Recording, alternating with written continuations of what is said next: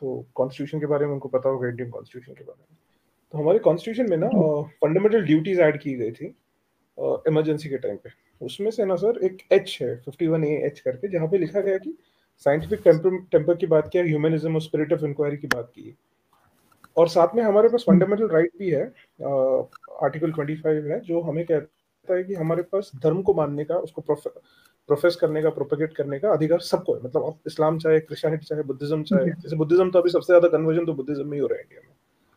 मेरा ये पॉइंट है सर कि इस कॉन्टेक्स्ट में आपको ये नहीं लगता कि ये चीज ज्यादा अच्छी है कि जिसको जो चाहिए वो धर्म में रहे, इसके कंपैरिजन में कि यार आप एक ही धर्म फॉलो करो और यही बेस्ट धर्म है।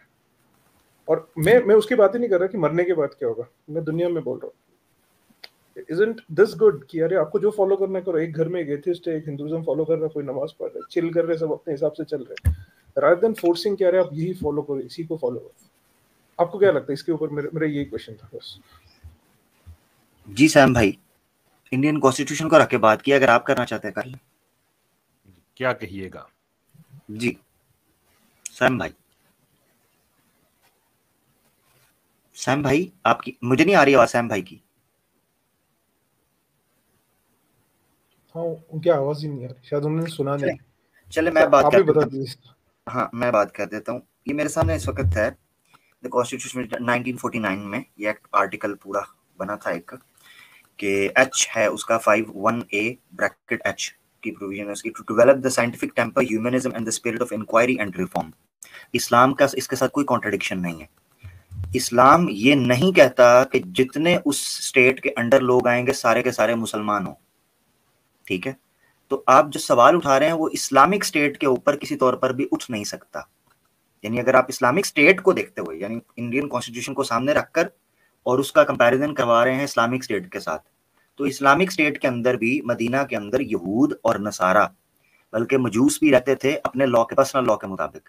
यानी उनको ये था कि आप, असल में मैं एक आयत है अभी आपके सामने, वो मैं पढ़ भी देता हूँ, जिसमें लिखा है फ़इन तहू फला उदवान अलैहिम। ठीक है, एक आयत है फ़इन तहू फला उदवान अलैहिम। असल मकसद ये है सोसाइटी के अंदर स्टेबिलिटी रहे, कोई किसी को क्रश करने की कोशिश ना करे, हर बंदा अपने चर्च में, सिनेगॉग में, अपने टेंपल में जाके अपनी इबादत करना चाहे और अपना पर्सनल लॉ लेना चाहे, उसकी इजाजत है। कल भी बात हो रही थी स्ट्रीम में, या परसों मेरे साथ सैम भाई के पास हो रही थी, तो कुरान के अंदर आया था लस्तुम अला शैइन हत्ता तुकीमुत तौरात वल इंजील। यहूदों को कहा गया कि ठीक है तुम कुरान को नहीं मानते, इस्लाम को नहीं मानते, नो प्रॉब्लम, मगर किसी ना किसी कानून को, आर्टिकल को मानना पड़ेगा। तो तुम तौरात और इंजील के उसूल पर चल रहे हो, वो अपनी किताबों को भी छोड़ के बैठे थे। ठीक है, तो ये है चीज जो कुरान ने भी पेश की है कि एक हिंदू हिंदू रहना चाहता है वो रहे, एक बुद्धिस्ट बुद्धिस्ट रहना चाहता है वो रहे, एक मुसलमान मुसलमान रहना चाहता है वो अपने कानून के मुताबिक चले। तो इस्लामिक स्टेट के साथ तो ये चीज क्लैश नहीं करती। जो आप कह रहे हैं कि ये कदरे बेहतर तो नहीं है कि हम ये अप्रोच रखें, तो इस्लाम भी यही अप्रोच रहा है। और रही बात रिसर्च करने की, तो इस्लामिक स्टेट के तहत ही रिसर्च हुई है। हजरत उमर फारूक के ज़माने में कुछ अकाउंट्स को, जिस तरह आजकल ACCA को ढूंढते हैं या चार्टर्ड अकाउंट को हम ढूंढते हैं कि जनाब जिन्होंने किया हो, CAs को ढूंढते हैं फाइनेंस देखने के लिए, हजरत उमर फारूक के ज़माने के अंदर कई प्रोविंसेस के, कई सूबों के जो फाइनेंशियल एडवाइजरी के अंदर थे या फाइनेंशियल मिनिस्ट्री के अंदर जो अपॉइंटमेंट्स हुई थी वो नॉन मुस्लिम्स की हुई थी। ये डिटेल के अंदर लिखा है, आप तारीख पढ़ लें, बदाया बन नहाया के अंदर आप देख सकते हैं, और कई सीरतों तारीख की किताबों के अंदर आप देख सकते हैं। ये तो बनु अब्बास के ज़माने में जाकर चेंज हुआ, क्योंकि ये कॉन्स्पिरेसीज होना शुरू हो गई थी, कई लोगों ने असैसिनेट किया था, तो उन्होंने कहा नॉन मुस्लिम्स को नहीं रखना ऐसी पोस्ट के ऊपर जो एग्जीक्यूटिव पोस्ट हैं या ऊंची पोस्ट हैं, उनके ऊपर नहीं रखना। अदरवाइज इस्लामिक स्टेट के अंदर ये अलाउ था, कॉन्स्पिरेसी ना हो रही हो, स्टेबिलिटी हो, कोई मसला नहीं है, कोई हिंदू रहकर स्टेट के लिए काम कर सकता है। देखिए स्टेट जहां तक फलती फूलती है या स्टेट के अंदर जो प्रोडक्टिविटी या प्रोग्रेस होती है, उससे आइडियोलॉजी का लेना देना नहीं होता, बुनियादी तौर पर कह रहा हूँ, रन करने के लिए। हाँ, उसमें बेहतरी आ सकती है कि जिस स्टेट को कोई लोग रन कर रहे हैं वो एक ही आइडियोलॉजी से ताल्लुक रखते हैं, वो ज्यादा बेहतर है। मिसाल के तौर पर इंडिया के अंदर बड़े जबरदस्त क्लैशेस हुए कि जब कम्युनिस्ट पार्टी जो है वो आपकी लोकल पार्टी के साथ लड़ रही थी, जो माओइस्ट थे, इस तरह पाकिस्तान के अंदर भी हुआ। तो अगर ऐसी पॉलिसी चेंज हो, ऐसी पॉलिसी के अंदर क्लैश होना शुरू हो जाए कि जिनका ताल्लुक हुकूमत की मशीनरी के साथ है या उन डिपार्टमेंट्स के साथ है जो इफेक्ट कर सकते हैं या हार्म पहुंचा सकते हैं पूरे स्ट्रक्चर को, उससे तो मसला होगा। ये तो इंडिया भी कहता है। तो ये है बुनियादी चीज। तो इस्लामिक स्टेट को कोई मसला नहीं भाई। नहीं सर, बट मेरा पॉइंट वो हो जाता है कि फिर इक्वालिटी का इशू हो जाता है। जैसे जिजिया देना फिर ये सही बात है क्या नहीं है वो as per टैक्स शरिया या वो हाँ वो उसकी मैं आपको बट थोड़ा फिर सा वो समझाता हूँ। इक्वालिटी को, हाँ मेरा ये लास्ट क्वेश्चन है फिर मैं चला जाता हूँ। फिर जिजिया कॉन्ट्रडिक्शन आप हो जाएगा इक्वालिटी के साथ। मैं आपको बताता हूँ। देखें इक्वालिटी मिसाल के तौर पर आप यूं देखें कि एक मुसलमान है, उसको ज़कात देनी है, ठीक है, उसको ज़कात देनी है 2.5%, यानी 85 ग्राम सोना में से 2.5% उसको 1 साल के बाद देना है। ये ज़कात इस्लाम की तरफ से लगता है। एक्स्ट्रा टैक्सेस जो हैं वो सब के ऊपर लगेंगे। यानी एक टैक्स होता है जो आइडियोलॉजी की बेस के ऊपर है, और उधर जिम्मी के ऊपर जो टैक्स लगता है वो ज़कात से भी कम है, ज़कात से भी कम है, और कई दफ़ा तो माफ़ भी किया गया है।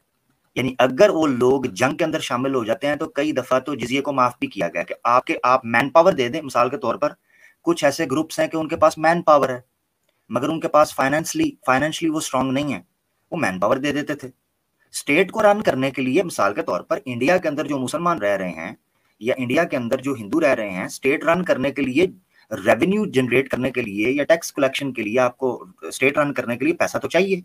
जिजिया एक उस चीज का नाम है। अब ये कह दिया गया कि जिजिया शायद डिस्क्रिमिनेट करता था, उनको डिस्क्रिमिनेट करता होता तो ज्यादा लगता, वो तो कम लग रहा है, ज़कात तो ज्यादा है। डिस्क्रिमिनेशन की बुनियाद पर अब तब उसको ऑब्जेक्शन के तौर पर उठा सकते हैं कि उनसे ज्यादा लिया जा रहा है, जो मुसलमान हो गया उससे कम लिया जा रहा है। ऐसी तो कोई बात ही नहीं है, नंबर एक। नंबर दो, ये चीज आप याद रखें कि जिजिया के साथ फैसिलिटीज क्या थी। मुसलमान के लिए उसकी हिफाजत करना इससे ज्यादा इंपॉर्टेंट होता था कि किसी मुसलमान की हिफाजत की जाए। जो जिम्मी होते थे, जो माइनॉरिटीज होती थी, रिलीजियस माइनॉरिटीज इस्लामिक स्टेट में, उनकी हिफाजत ज्यादा की जाती थी उनसे कि जो मुसलमान है। ठीक होगा मेरा भाई? मैं आपको बताऊं, एक किताब है जो गालिबन थॉमस आर्नल्ड है, उन्होंने किताब लिखी प्रीचिंग ऑफ इस्लाम। उसमें उन्होंने लिखा कि उन्होंने प्रीचिंग ऑफ इस्लाम में बयान किया कि इस्लाम जब अरब से निकला, हिजाज से निकला है, जिसको उस वक्त हिजाज कहते थे, तो मिडल ईस्ट नाम रख दिया उसका। मिडल ईस्ट से जब इस्लाम निकलकर Africa, Persia, Roman buffer states की तरफ या सीरिया वाली साइड पर फैलना शुरू हुआ है या हिंदुस्तान की तरफ आया है, तो उसने एक कोर रीजन जो लिखी है ना, वहां की जो बफर स्टेट्स के इस्लाम कबूल करने की, सॉरी इस्लाम कबूल नहीं, इस्लामिक स्टेट के अंडर आने की और जिम्मी बनने की, यानी जिजिया माइनॉरिटी बनने की, ये वजह बयान की है कि वो लोग अपनी मर्जी से इंटेंशनली इस्लामिक स्टेट के अंडर आते थे, क्योंकि इस्लामिक स्टेट में उनको ऐसा सुकून मिलता था जो रोमन और पर्शियन एम्पायर के अंदर नहीं था। क्योंकि वो कहते थे कि रोमन्स और पर्शियंस उनसे टैक्स तो लेते थे मगर सिक्योरिटी फराहम नहीं करते थे, सिक्योरिटी नहीं देते थे। मुस्लिम्स का था कि जब वो एक दफा उन्होंने रिलीजियस माइनॉरिटी के तौर पर उनको एंटर कर लिया अपनी स्टेट के अंदर और उन्होंने जिम्मी बन गए, वो उसके बाद उनके राइट सिक्योर हो जाते थे और मुसलमान कभी उन जगहों पर छापा मार के उनकी औरतों का रेप नहीं करते थे, उनके जो माल है उसको लूटते नहीं थे, उनको हत्याते नहीं थे। तो जिम्मी एक टर्म है, असल में पता क्या बात है, जब आप ओवरऑल आइडिया से ब्रेन वॉश कर दिए जाते हैं तो ये जो छोटी छोटी टर्म्स हैं ये आपको डेरोगेटरी टर्म्स लगती हैं, या आपको जिम्मी का मतलब क्या है, मिसाल 1 मिनट के लिए इसका लिटरली मीनिंग पे चले जाते हैं। ये कहते हैं ना जी कि जी हमें डिस्क्रिमिनेट, जिम्मी का मतलब ये है कि मुसलमान उसकी गारंटी लेगा। जिम्मी का मतलब होता है जिम्मा, जिम्मा का मतलब होता है गारंटी। अब इसमें डेरोगेटरी क्या है, ये डी मीनिंग क्या है? एक जिम्मी जो होता है उसका मतलब है मुसलमान उसकी गारंटी लेगा कि इसको कोई दूसरा मुसलमान ना इसकी इज्जत लूट सकता है, ना इसका माल लूट सकता है, ना इसकी जान लूट सकता है। सिंपल। तो इतनी सी बात है मेरा भाई। हाँ, तो ये इस कॉन्टेक्स्ट में अगर जब मैं देख रहा हूँ ना, तो not in the modern political terms but medieval time में, तो ये काफी सिक्योरिटी देता होगा लोगों को। अभी मैं थोड़ा क्लियर कर पा रहा हूँ उस चीज में। I can relate to it sir. नहीं, अच्छा लगा। ठीक है sir, thank you so much sir. Thank you so much. ये बुक जरूर पढ़िएगा शूद्र भाई, ये जो मैंने बताया ना प्रीचिंग ऑफ इस्लाम, ये जरूर पढ़िएगा। उसमें एक ओरिएंटलिस्ट है, नॉन मुस्लिम, वो कोट कर रहा है कि हजरत उमर फारूक के जमाने में क्यों एक नॉन मुस्लिम कम्युनिटी जो है वो मुस्लिम स्टेट के अंडर खुद जिम्मी बन के ऐसे सरेंडर करते थे, कहते थे हमें हमारे साथ कॉन्ट्रैक्ट कर लें, हम जिम्मी बनना चाहते हैं। क्यों? उन्होंने लिखा है कि रोमन्स और पर्शियन से अच्छी ट्रीटमेंट होती थी। ये नॉन मुस्लिम लिख रहा है। So just read it. Thank you. Yes sir, thank you sir. ठीक है सर।